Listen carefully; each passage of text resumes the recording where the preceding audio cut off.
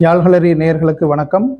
முன்னாள் நீதியரசரும் முன்னாள் முதலமைச்சரும் முன்னாள் பாராளுமன்ற உறுப்பினரும் தமிழ் மக்கள் கூட்டணியின் செயலாளர் நாயகமாகிய மூத்த அரசியல்வாதியாக இன்று மத்தியிலே நிலவிக் கொண்டிருக்கிற ஒரு பெரும் ஆளுமையை நாங்கள் இன்று சந்தித்திருக்கிறோம். சி.வி. விக்னேஸ்வரன் ஐயா அவர்களுக்கு எங்களுடைய அன்பு கலந்த வணக்கங்களை தெரிவித்துக் கொள்கிறோம். உங்களுடைய பணிகள், உங்களுடைய பயணங்கள், உங்களுடைய உடல் ஆரோக்கியங்களோடு உங்களுடைய பணி முன்னெடுக்க நாங்களும் பரம்பொருளை வேண்டிக் கொண்டு எங்களுடைய நேர்காணலை தொடர்கின்றோம். மூத்த அனுபவம் வாய்ந்த அரசியல்வாதி என்ற வகையில் தற்போதைய அரசியல் சூழ்நிலைகள் குறித்து உங்களுடைய கருத்து என்ன? இந்த அரசாங்கம் ஒரு இடதுசாரி கொள்கையுடைய அரசாங்கம். அது தமது கொள்கைகளுக்கும் இதுவரை காலமும் எங்களுடைய நாட்டிலே இருந்த அரசியல் சுற்றாடல், அரசியல் நிறுவனங்கள், இவை சம்பந்தமான போக்கினுடைய தங்களுடைய கருத்துக்களோடு அது என்னவாறாக முரண்படுகின்றது என்பது பற்றி எல்லாம் இப்பொழுது அவர்கள் அறிய தொடங்கி இருக்கின்றார்கள். அதாவது அவர் ஒரு இடதுசாரி கட்சி அல்லது கம்யூனிஸ்ட கட்சி பதவிக்கு வந்தால் அதுவரையிலே இருக்கின்ற அந்த அரசியல் சூழலை மாற்றி தங்களுடைய புதிதான கருத்துக்களை முன்வைத்து ஒரு புதிய அரசியல் கட்டமைப்பை உருவாக்குவார்கள். அதை செய்யாமல் இவர்கள் செய்து கொண்டு இப்பொழுது போகின்றார்கள். இதனால் இந்த அவர்களுக்குள்ளே சில முரண்பாடுகள் கட்டாயம். திரு டில்வின் சில்வா அவர்கள் ஏகேடி செல்லும் பாதையை முற்றாக வரவேற்கின்றார்கள் என்பதில் எனக்கு சந்தேகம் இருக்கின்றது. இதுவரை காலமும் அரசியல் சூழலை பார்க்கும்போது அவர்கள் ஊழலுக்கு இடம் கொடுத்திருக்கின்றார்கள். அதாவது ஜெயார்ஜியாவதன ஃப்ரீ ட்ரேட், சுதந்திரமான வர்த்தகம் என்று சொல்லி அந்த ஒரு கருத்தை முன்வைத்து நடவடிக்கைகளே இறங்கும் போது நாட்டிலே பலவிதமான ஊழல்கள் நடைபெற தொடங்கின. அது பிறகு ஊழல்வாதிகளாக ஜெயவர்தன இந்த ராஜபக்சகளே அவர்களே மாறிவிட்டார்கள். அதன் பின்னர் வந்த இவர் விக்ரமசிங்க அவர்கள் ஊழல்வாதிகளை எவ்வாறு காப்பாற்ற வேண்டும், தொடர்ந்து அந்த பழைய விதமான நடவடிக்கைகளிலே அல்லது அந்த கட்டமைப்பை கொண்டு நடத்த வேண்டும் என்பதிலே 2 வருடங்கள் கழித்து இப்பொழுது அவர் வெளியிலே சென்று விட்டார். ஆகவே இவ்வாறான ஒரு சூழலிலே தான் எங்களுடைய புதிய அரசாங்கம் பதவிக்கு வந்திருக்கின்றது. என்னுடைய அனுமானத்தின்படி இவர்களால் இந்த விதமான முரண்பாடுகளோடு பல காலம் முன் செல்ல முடியாது. அவர்கள் ஒரு தீர்மானத்தை எடுக்க வேண்டும். எவ்வாறான தீர்மானம்? ஒரு அறிவொளி சர்வாதிகாரியாக, அதாவது என்லைட்டன் டிக்டேட்டராக ஏகேடி மாறினால் நல்லதல்லவோ என்று நினைக்கக்கூடும் அவர்கள். ஏனென்றால் மக்களுக்கு நன்மையை பெற்றுக் கொடுக்க வேண்டும். ஆனால் தற்போதைய சூழலின் அடிப்படையிலே, நிறுவனங்களின் அடிப்படையிலே, இந்த ஜனநாயக சூழல் என்ற அடிப்படையிலே அவர்கள் செல்லும் மார்க்கத்தை தடை செய்யும் விதத்தில் தான் எல்லாம் இடம்பெற்றுக் கொண்டிருக்கின்றது.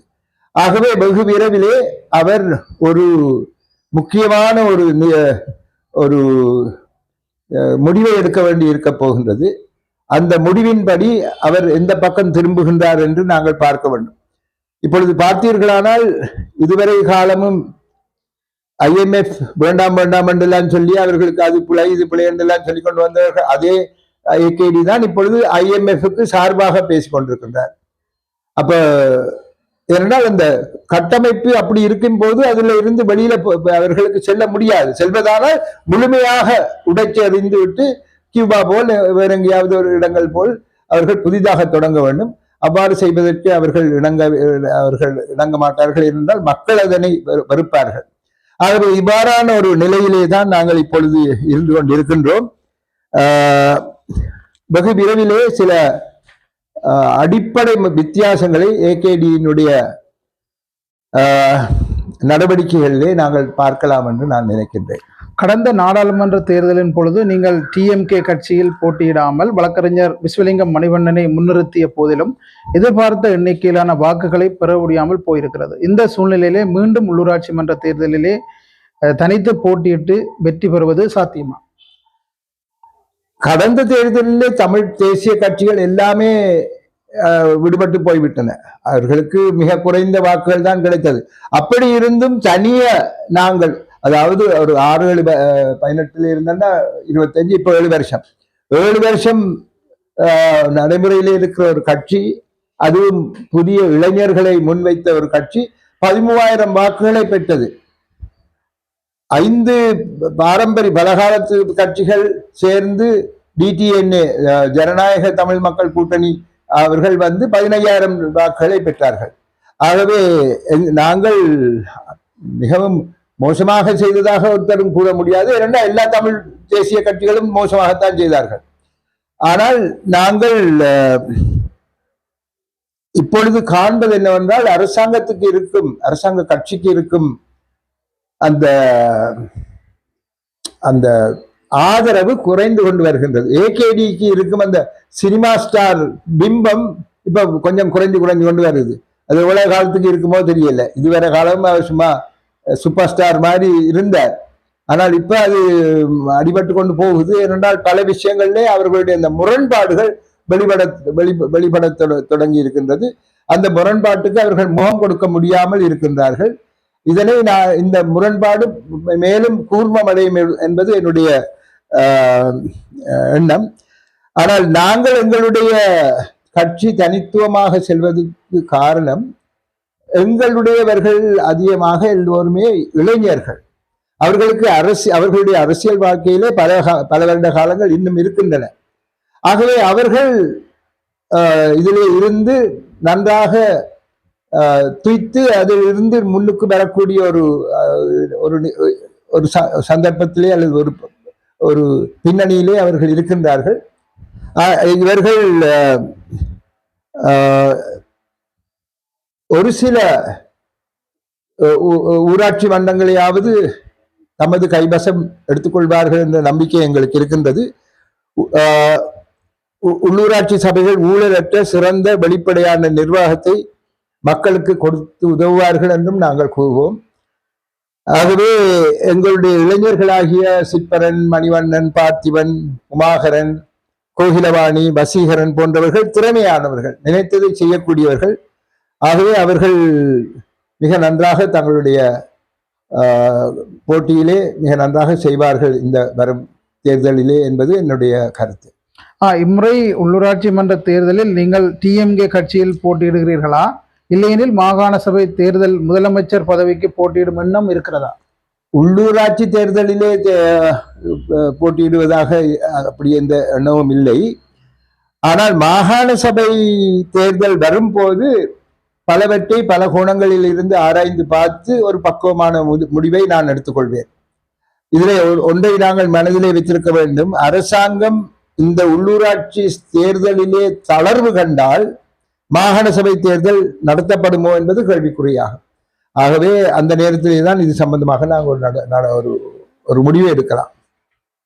இம்முறை உள்ளூராட்சி தேர்தலை முன்னிட்டு டிடிஎன்ஏ கூட்டணியுடன் கூட்டணி அமைப்பது தொடர்பாக நடைபெற்ற கலந்துரையாடல்களில் உங்கள் கட்சி பிரதிநிதித்துவப்படுத்தி வழக்கறிஞர் விஸ்வலிங்கம் மணிவண்ணன் கலந்து கொண்டார். இவ்வாறான சூழ்நிலையில் உள்ளூராட்சி மன்ற தேர்தலில் தனித்து போட்டியிடுவதற்கான காரணம்? நாங்கள் முன்னே டிடிஎன்ஏயுடன் பலவிதமான பேச்சுவார்த்தைகளை நடத்தி அதில் இருந்து நாங்கள் வெடிபட்டுத்தான் வந்திருக்கின்றோம். இப்ப அது எத்தனையோ கிட்டத்தட்ட வருஷத்துக்கு முதல்.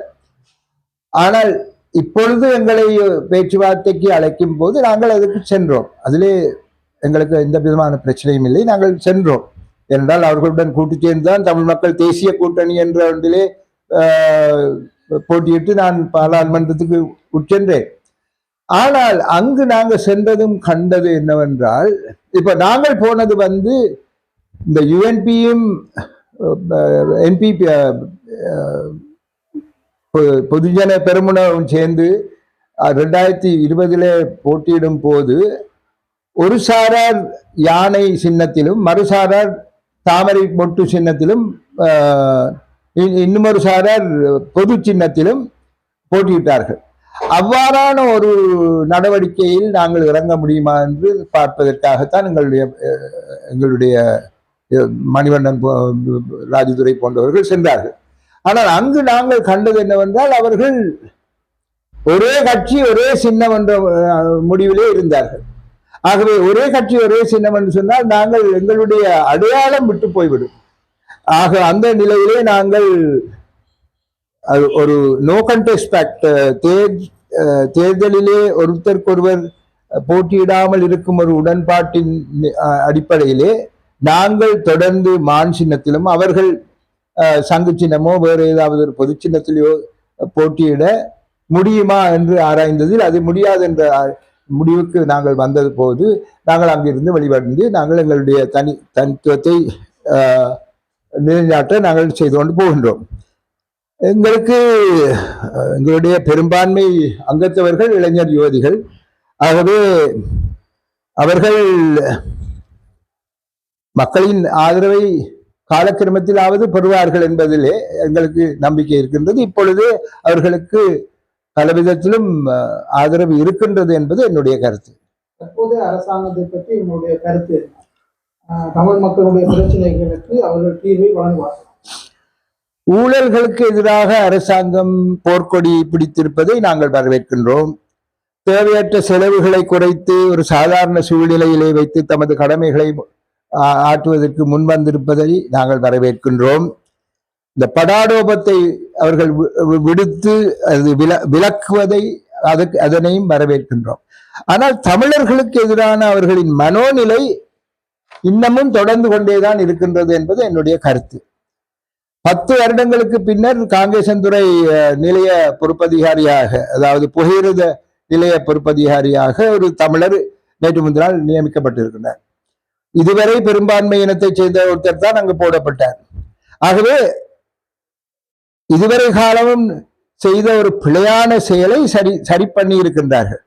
இவ்வாறு சில பிழைகளை அவர்கள் சரி செய்தார்கள் என்பதற்காக அவர்கள் தமிழர்களுக்கு அவர்களுடைய உரிமைகளை உரித்துக்களை பெற்றுத் தருவார்கள் என்று நாங்கள் எதிர்பார்க்க முடியாது. ஆகவே நாங்கள் தொடர்ந்து போராட வேண்டிய அவசியம் தமிழ் தேசிய கட்சிகளுக்கு இருக்கின்றது. ஒரு பொது இலக்கை முன்வைத்து நாங்கள் எல்லோரும் சேர்ந்து எமது நிலையை அரசாங்கத்துக்கு புரிய வைக்க வேண்டும் என்பது என்றுதான் நான் நினைக்கின்றேன். அதாவது தமிழர்களுடைய இந்த தனித்துவத்தை ஏற்கும் விதமாக இந்த அரசாங்கம் நடந்து கொள்ளும் என்ற எதிர்பார்ப்பு எதுவும் எனக்கு இல்லை. ஒருவேளை மனித உரிமை மீறல்களை கட்டுப்படுத்துவதால் தமிழர்களுக்கு தனிப்பட்ட விதத்தில் சில நன்மைகள் கிடைக்கக்கூடும். அவர்கள் அதுதான் இப்ப சில விஷயங்களிலே அவர்கள் தனித்துவமான சில விடயங்களிலே மக்களுக்கு நன்மையை பெற்று கொடுக்கிறார்கள். அது தனிப்பட்ட நன்மைகள். எங்களுடைய இனம் ரீதியான இனத்துக்குரிய உரிமைகளை பெற்றுத் தருவார்களா என்பதில் சந்தேகம்தான் இருக்கின்றது. இந்த வரவு செலவு திட்டத்தின் ஊடாக வடக்கு மாகாணத்தில் அரசாங்கம் ஒதுக்கியுள்ள ஒதுக்கீடுகள் குறித்து நீங்கள் திருப்தி அடைகிறீர்கள்? இதுல அந்த நிதிகளை பற்றி பார்த்தீர்களானால் முன்னர் எவ்வளவோ அனுப்பப்பட்ட நிதிகள் பல திருப்பி அனுப்பப்பட்டு இருக்கின்றன. நான் முதலமைச்சராக இருக்கும் போது எங்களுடைய மாகாண சபைக்கு தந்த ஒவ்வொரு சதத்தையும் நான் மக்களுக்காக பாவித்தேன். எந்த ஒரு சதத்தையும் நாங்கள் விட்டு வைக்கவில்லை, திருப்பி கொடுக்கவில்லை. ஆனால் இப்பொழுது ஆளுநராக இருக்கும் அப்போதைய கவர்மெண்ட் ஏஜென்ட் அரசாங்க அதிபர் அரசாங்கத்தாலே இந்த இப்ப தர்ற மாதிரி தந்த நிதிகள் பலவற்றை திருப்பி அனுப்பினார். காரணங்கள் எல்லாம் அவருக்கு தான் தெரியும். அது காரணத்தை பற்றி நாங்கள் கலைக்க வேண்டிய அவசியம் இல்லை. ஆகவே எங்களுக்கு தேவையான விஷயம் என்னென்றால் எங்களுக்கு கிடைக்கும் நிதி மக்களுக்கு நன்மை பயப்பனமாக செலவழிக்கப்படுமா, நடைமுறைப்படுத்தப்படுமா, செயல் திட்டங்கள் நடைமுறைப்படுத்தப்படுமா என்பதுதான் முக்கியம். அதனை நாங்கள் எதிர்பார்க்கின்றோம். அந்த இப்ப பாருங்க, பொன்னாலை வரையில இருக்கிற அந்த ஒரு வீதிக்கு எங்களுக்கு தரப்பட்ட ஒரு பெரிய தொகை கடைசி நேரத்தில் நிப்பாட்டி போட்டு அந்த தொகையை மொனராகலைக்கு அனுப்பினார்கள் அந்த பழைய அரசாங்கம். ஆகவே பிறகு அது தடைப்பட்டது. அது பிறகு ஏதோ ஒரு காசுக்கு வந்து ஒரு மாதிரி நடந்து கொண்டு போன. ஆகவே நான் சொல்றது என்னென்றால், தரப்பட்ட நிதியை வரவேற்கின்றோம், நிதியினுடைய தொகையையும் வரவேற்கின்றோம். எங்களுக்கு தேவை, இதிலையும் பார்க்கக்கூடிய தொகைகள் தேவையாக இருக்கின்றன.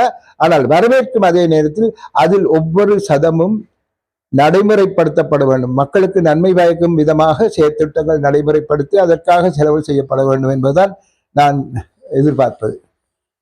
இந்திய மீன்பிடி பிரச்சனைகள் தொடர்பில் இந்திய மத்திய அரசு மற்றும் மாநில அரசுகளின் நிலைப்பாடு என்ன? இந்த பிரச்சனையை தீர்ப்பதற்காக நீங்கள் முன்மொழியும் குறுகிய கால மற்றும் நீண்ட கால தீர்வு? இந்திய மீனவர்களும் எங்களுடைய மீனவர்கள், தென்னிந்திய மீனவர்களும் எங்களுடைய மீனவர்களும் பல வருட கால தொடர்புடையவர்கள், உறவுகளை கொண்டவர்கள். ஆகவே அவர்களிடம் அடிப்படையிலே எந்த விதமான பிரச்சனையும் இல்லை. இந்த மீனவர்களுடைய பிரச்சனைக்கு அடிப்படை காரணம் இழுவைப்படகு சொந்தக்காரர்கள். இழுவைப்படகுகள் வந்ததன் பிற்பாடுதான் இது ஒரு பிரச்சனையாக மாறி இருக்கின்றது. இழுவைப்படகுகள் ராமநாதபுரத்தில் அவர்கள் ஒவ்வொரு நாளும் காலவை 4-5 மணிக்கு கொண்டு வந்து கடல் வளங்களை போடும்போது என்ன நடந்தது என்பது சம்பந்தமாக நான் காணொளிகளை கண்டிருக்கின்றேன். அதுவும் மத்திய அரசாங்கத்தில் இருந்து வந்த ஒரு உயர் அதிகாரியோடு, ஒரு பெண் அதிகாரி, அவருடன் சேர்ந்து அதனை நான் பார்வையிட்டேன். அந்த கடல் வளங்கள் இந்தியாவை பொறுத்தவரை, தென்னிந்தியாவை பொறுத்தவரையிலே கடலிலே இருக்கும் கரையோரத்தோடு சேர்ந்து இருக்கும் கடல் வளங்கள் அவ்வளவும் மொட்டையாக்கப்பட்டு விட்டது. அவ்வளவு எல்லாம் இல்லாமல் ஆக்கி போட்டார்கள், அழித்து விட்டார்கள். அதாவது இந்த இழுவை படகுகள் வீட்டையெல்லாம் இழுத்து கொண்டு வரும்போது நல்லது கெட்டது எல்லாம் அதனோடு சேர்ந்து வரும். அதனால் அவர்கள் பிடிக்க இருக்கும் மீன்களை விட வேறு எத்தனையோ விதமான உயிரினங்கள் அதோடு சேர்ந்து வருகின்றன. ஆனால் அங்கு வந்ததன் பிற்பாடு பெரிய பெரிய மீன்களை மட்டும் அவர்கள் எடுத்து வைக்கின்றார்கள், மற்றவற்றை எல்லாம் எடுத்து வீசி விடுகிறார்கள், அது இறந்து போகின்றன. ஆகவே அந்த மாதிரியாக எவ்வாறு கடலோடு சம்பந்தப்பட்ட இடங்களிலே கடல் வளங்களை அவர்கள் இல்லாதாக்குகின்றார்களோ அதே போன்றுதான் இப்பொழுது இலங்கையை சுற்றியுள்ள கடலிலே கடல் வளங்களை இல்லாமல் ஆக்குவதற்கு நடவடிக்கை எடுத்துக்கொண்டிருக்கின்றார்கள். நாங்கள் இதனை நிப்பாட்ட வேண்டும் என்றால் ஒரே ஒரு வழி இருக்கின்றது. பாக்கு நீரணையிலே இழுவை படகுகள் வரக்கூடாது. அவற்றை அவர்களுக்கு தடைப்பட்ட இடமாக இந்த பாக்கு நீரணையை நாங்கள் ஆக்க வேண்டும். இந்த இழுவை படகுக்காரர்கள் மிகவும் செல்வாக்கு மிக்கவர்கள், அரசியல் செல்வாக்கு மிக்கவர்கள், செல்வந்தர்கள். அவர்கள் நினைத்ததை செய்யக்கூடியவர்கள். ஆகவே ஆனால் அவர்களுக்கு கஷ்டம் வரும் விதத்தில் நான் சொல்லவில்லை. அவர்களுடைய இழுவை படகுகள் வங்காள விரிகுடாவுக்கு போகலாம், இல்லைன்னா செங்கடலுக்கு போகலாம், Arabian sea, bay of Bengal. அங்கு சென்று பல நாட்கள் அங்கு இருந்து நன்றாக மீன் பிடித்துக் கொண்டு வரலாம். அவர்களுடைய நல்ல மீனும் கிடைக்கும், அங்க பெரிய மீன் பெருத்த தொகையாகவும் கிடைக்கும். ஆனால் அதை அவர்கள் செய்வதானால் ஒரு சில மாற்றங்கள் செய்ய வேண்டும் அவர்களுடைய இழுவை படகுகளே. அதனை அந்த இழுவை படகு சொந்தக்காரர்கள் செய்வார்களோ எனக்கு தெரியாது. இந்திய அரசாங்கமும் இலங்கை அரசாங்கமும் அதற்குரிய நடவடிக்கைகளை இறங்கி அவற்றை ஆழ்கடலுக்கு ஏற்ற விதத்திலே இழுவை படகுகளை அவர்கள் மாற்றி அமைத்து கொடுத்தால் அவர்களுக்கு லேசாக அங்கு சென்று இதை செய்ய முடியும். இலங்கையை பொறுத்தவரையில் நாங்கள் பாக்கு நீரணையிலே இழுவை படகுகளை பாவிக்க தடை செய்திருக்கின்றோம் சட்டப்படி. ஆகவே இது திரு ஸ்டாலின் அவர்கள் தான் இது சம்பந்தமாக ஒரு நடவடிக்கை எடுக்க வேண்டும். அண்மையிலே மிக அண்மையிலே ஒரு கடிதம், பகிரங்க கடிதம் ஸ்டாலின் அவர்களுக்கு எழுதியிருக்கின்றேன். நீங்கள் இவ்வாறு செய்யலாம், உங்களுக்கு தான் செய்ய முடியும்.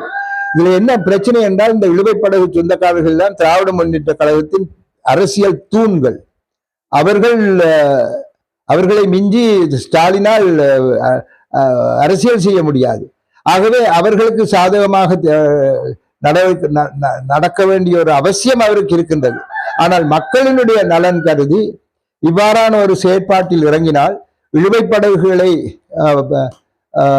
செங்கடலுக்கோ அல்லது வங்காள விரிகுடாவுக்கோ அனுப்பினால் மிஞ்சி இருக்கும் இந்த நீரணையிலே காலங்காலமாக பல 100 வருடங்களாக மக்கள் எந்தவாறாக பழைய விதமான மீன்பிடி தொழில்களிலே ஈடுபட்டார்களோ அந்த விதத்திலே அவர்கள் ஈடுபட்டால் எந்த விதமான பிரச்சனைகளும் இவர்களுக்கு ஏற்படாது. ஆகவே இதுதான் என்னுடைய கருத்து. திரு ஸ்டாலின் அவர்கள் தான் இதற்கு உண்மையான ஒரு பதிலை எங்களுக்கு தர வேண்டும். கடந்த காலத்தில் சீன அரசாங்கம் வடக்கு மாகாணம் தொடர்பில் குறிப்பாக யாழ்ப்பாணம் தொடர்பில் விசேட கவனம் செலுத்தி வருவதாக தெரிகிறது. அதை பற்றி உங்களுடைய கருத்து? இந்த இந்திய மத்திய அரசாங்கத்தை பார்த்தீர்களானால் அவர்கள் தமிழ் மக்களோடு, அதாவது வடகிழக்கு இலங்கையின் வடகிழக்கு தமிழ் மக்களோடு ஒரு நெருக்கமான உறவை ஏற்படுத்த காட்ட தயங்குகின்றது. அவர்கள் அண்ணாமலை, சீதாராமன் போன்ற தமிழர்கள் அவர்களுடைய தமிழ் தூண்களாக அங்கே இருக்கும்போது அது அப்படி இருந்து கூட அவர்கள் வடகிழக்கு தமிழ் மக்களோடு ஒரு ஒரு சேர்ந்து செல்லக்கூடிய ஒரு நெருக்கத்தை அவர்கள் காட்ட தவறி இருக்கின்றார்கள். இவ்வாறு ஆனால் அவர்கள் இலங்கையின் மத்திய அரசாங்கத்தோடு மிகவும் நெருக்கமாக இருக்கின்றார்கள். ஆகவே இதிலே நாங்கள் அவதானித்துக் கொள்ள வேண்டிய என்னவென்றால், இது ஒருவேளை வட இந்தியர்களினுடைய தென்னவர் சம்பந்தமான ஒரு வெறுப்புணர்ச்சியின் காரணமாக அவர்கள் அவ்வாறு இருக்கின்றார்களோ, அல்லது வேறு ஏதேனும் ஒரு ஸ்ட்ராட்டஜிக் ரீசன் ஏதாவது வச்சு அதற்காக அதனுள் செய்கின்றார்களோ எனக்கு தெரியாது. ஆனால் தற்போது இந்தியாவை நேசிக்கும் மக்களாக வடகிழக்கு தமிழ் மக்கள் இருக்கின்றார்கள். அவர்களுக்கு ஒரு பாதுகாப்பான, அவர்களுக்கு ஒரு ஆதரவான ஒரு சக்தியாக நாங்கள் இருக்கின்றோம். ஆனால் தொடர்ந்தும் இவர்கள் மத்திய அரசாங்கத்தோடு கூடிய தொடர்புகளை வைத்துக் கொண்டு எங்களை உதாசீனம் செய்தால் சீனர்களின் ஆதிக்கம் வடகிழக்கில் ஏற்படுவதை கடவுளாலும் இல்லாமல் ஆக்க முடியாது. ஆகவே இந்திய அரசாங்கம் கிழக்கு மக்களினுடைய பிரச்சனைகளை ஆழ்ந்து அறிந்து அவர்களுக்கு ஒரு தீர்க்கமான முடிவை ஏற்படுத்த முன்வர வேண்டும். எங்களுடைய பாதுகாப்பு அரணாகவும் அவர்கள் மாற வேண்டும் என்பது என்னுடைய கோரிக்கை. அமெரிக்காவின் புதிய ஜனாதிபதி டொனால்டு ட்ரம்ப் வெளிநாடுகளில் மேற்கொள்ளப்படுகின்ற பல திட்டங்களை நிறுத்தியுள்ளார். இந்த நிலையிலே வடக்கு கிழக்கை அது எவ்வாறு பாதிக்கும்? நாங்களும் அதே மாதிரியான ஒரு சில செயற்பாடுகளோடு திட்டங்களோடு தொடர்பு இருந்தால் எங்களை அது கட்டாயம் பாதிக்கும். ஆனால் எங்களுடைய தமிழ் மக்களினுடைய, வடகிழக்கு தமிழ் மக்களினுடைய அமெரிக்காவோடு சேர்ந்த உறவுகளை உறவு முறையை நாங்கள் கொஞ்சம் அவதானிக்க வேண்டும். எங்களுக்கு இவ்வாறான ஏதாவது பிரச்சனைகள் வருதென்றால் நாங்கள் இது சம்பந்தமாக தமிழ் மக்கள் சார்பிலே ஒரு குழு சென்று அவரை சந்தித்து, எங்களுக்கு இப்படியான பிரச்சனைகள் இருக்கின்றன, இந்த பிரச்சனைகளுக்கு நீங்கள் இப்படி செய்தீங்கன்னா எங்களுக்கு இப்படி நடக்குது, நீங்கள் மற்ற நாடுகளில் செய்கிறது வித்தியாசம், எங்களோட நீங்கள் வேறு விதமாக நடந்து கொள்ள வேண்டும் என்று நாங்கள் யுத்தத்தினால் பாதிக்கப்பட்ட மக்கள், எங்களுக்கு பலவிதமான நன்மைகளை நீங்கள் பெற்றுத்தர வேண்டும், அரசாங்கம் பெற்றுத் தருகின்றதில்லை, ஆகவே நீங்களாவது செய்ய வேண்டும் என்று நாங்கள் பேசக்கூடிய ஒரு நிலையை ஏற்படுத்தி அமெரிக்க தமிழ் உறவு நிலைமையை சீர்படுத்த வேண்டும் என்று நான் நம்புகின்றேன். தமிழ் அரசியலின் எதிர்காலத்தை நீங்கள் எவ்வாறு பார்க்கிறீர்கள்? இந்த விடுதலை புலிகளின் காலத்துக்கு பிறகு 16 வருடங்கள் சென்று விட்டன.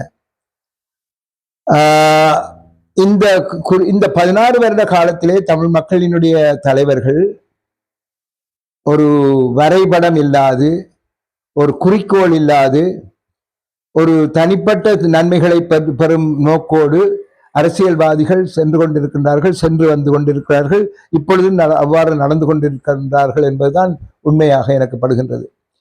ஆகவே அவர்கள் தமிழ் மக்கள் சார்பிலே ஒரு முறையான குறிக்கோள்கள், ஒரு வரைபடத்தை நாங்கள் ஏற்படுத்தி அதன்படி எல்லோரும் சேர்ந்து நடந்து செல்ல வேண்டிய அவசியம் எங்களுக்கு இருக்கின்றது. இதில் நீங்கள் ஒன்றை நாங்கள் அவதானிக்க வேண்டும். புலிகள் இருந்த காலத்திலே தமிழ் மக்கள் சார்பிலே பல முடிவுகளை எடுத்தார்கள். அந்த முடிவுகள் பிழை என்று என்னால் கூற முடியாது, சரியான முடிவுகளைத்தான் எடுத்திருந்தார்கள். ஆனால் அவர்களை விட வெறுமே அந்த அரசியல் ரீதியாக சிந்திக்க அவர்கள் இடம் அளிக்கவில்லை.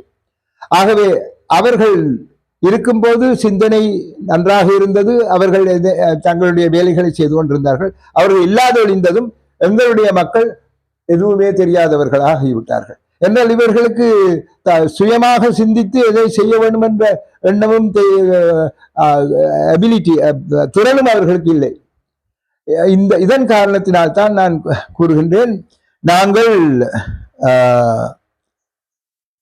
எங்களுடைய மக்களினுடைய அரசியல் ரீதியான